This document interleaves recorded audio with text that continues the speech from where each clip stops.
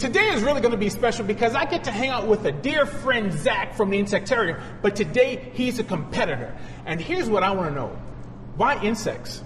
Why an entomologist? Well, I've loved insects since I was a kid, and we hope at Audubon Butterfly Garden and Insectarium that we can teach everybody how amazing and wonderful and important they are, and they happen to be edible as well. And when did you lose your mind that you wanted to actually take on a chef in cooking? We've been making really, really good cricket king cakes here at the Insectarium for several years, and we figured it's time to step our game up, see if we can take on a true giant in the New Orleans food scene in you. Well, you know, I can eat a good king cake any day now, so I guess we're going to find out.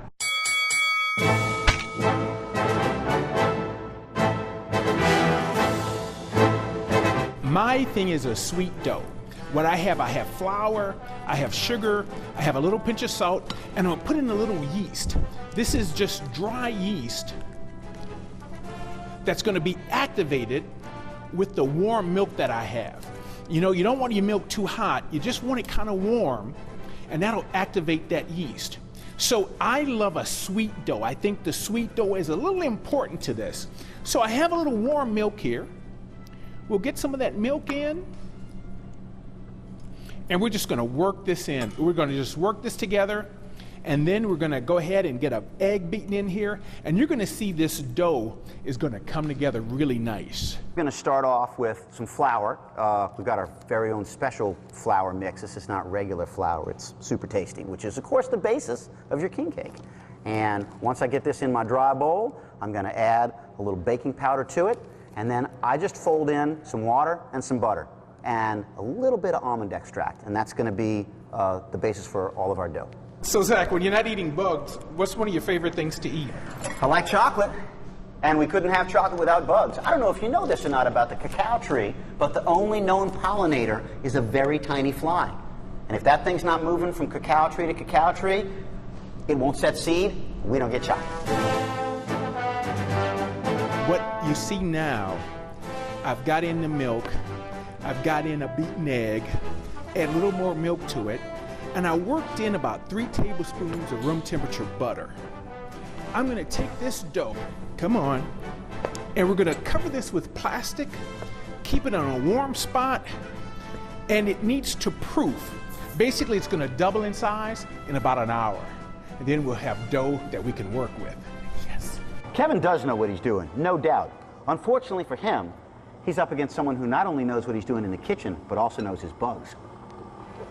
I don't know if we're going fishing, but you know they say it's always best to use fresh ingredients. These are fresh. Yeah, exactly. So we've roasted some crickets already at 350 for about a half an hour. We've got some of them in the filling that's going to go in the king cake, and we've got others that are going to go on top. For me, most of the bugs I've tasted are a mild nutty flavor. Yes. But I find crickets, they don't have much taste. They're just a nice little crunch. I've always thought of crickets as being a little bit like a sunflower seed. Now, if you're really curious, and we tell our guests at the Insectarium this as well, we usually use lots of other textures and flavors when we incorporate insects into dishes, so that if you're a little hesitant to expand your gastronomic horizons, it's maybe a little easier to do it. But you and I can just eat them straight out the oven, just like this. Plus See what the it's thing like. is, so many countries around the world, this is the way they get their protein. Yes, it's not only a necessity in a lot of places, but if you do it right, it's also delicious. And you see, to me... And there's nothing on these. There's not a drop of salt, no seasoning. This is a roasted cricket, period, the end. It's just to me, it's just a mild, nutty flavor. Mm-hmm.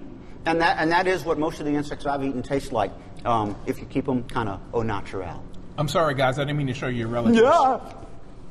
Now, I've taken the dough that I already had made, that had risen, and you see, you want that little stretchiness in that dough. That's why you see me just kind of working it to stretch it out. How big do you want your king cake? How far can I stretch out this dough? And that's why we want dough to rise, so we can get those molecules in there to stretch out and expand. I put my roasted mealworms in a cream cheese spread that I'm just going to put right down the middle of my king cake. See, I'm going to just give that a nice little smear. We're just going to take this and fold it over, and I'm going to start at the ends, and I'm just going to pinch this together. Come on, baby, pinch. We're going to roll it so it stays in there kind of tight and seal up. Now, here's a trick, gang. A pie cutter, a pizza cutter. Just kind of do that once. Do that again right here. And then all it is taking it and braiding it. Now, we're going to take this, bring this around this way. We're going to open this side up a little bit, tuck this side in, and now we're going to put this, let it sit for about 10 minutes to proof where it'll rise a little bit. Then we'll get it in the oven. 350, 15 to 20 minutes. Perfection. Yes. Kevin's awesome. He knows what he's doing, so he was very lovingly working his dough. I was doing the same thing with mine at the same time. And now I'm going to go ahead and baste a little butter on the inside here before I add my filling. I heard him say something about a filling with cream cheese or something like that. Nothing wrong with cream cheese, but my question is, why would you use cream cheese as a filling when you could have cinnamon sugar and ground up roasted crickets? So we got crickets on the inside, and we'll have them on the outside when it's all said and done. If you look real closely here, you might see a cricket part or two and go, oh yeah, they really do have crickets in there. Well, of course we do. That's what we're shooting for, is a king cake with bugs in it. Because you need love to make a good king cake. I think you need bugs too. Okay, so now I'll get this rolled up, and I'll shape it into a nice little oval. Try to make it pinch together. There we go. Oh, this is going to be one heck of a good cricket king cake. So now... Are you making king cake or are you making sushi? Come on now.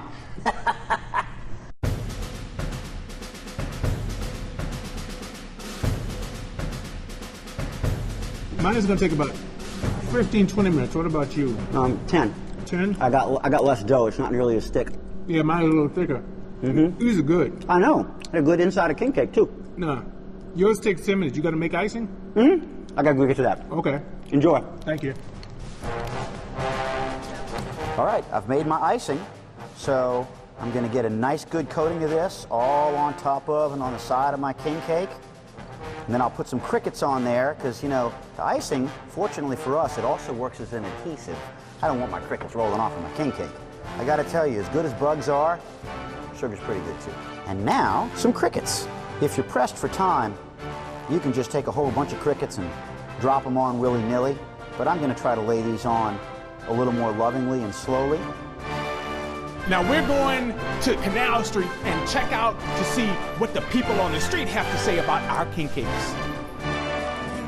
Do you like king cake? We've got bugs in it. Have a bite? Go ahead. Yeah, it's really good. I've been cooking bugs for about 22 years. A mild, nutty flavor. It's like a donut. Which one did you like better? I love the creamy, Custard, there's I like think, the custard inside. Well, I'm holding the number of votes that I got. And I'm holding the number of votes that I got. And we did count them, but you can kind of see what happened. What happened?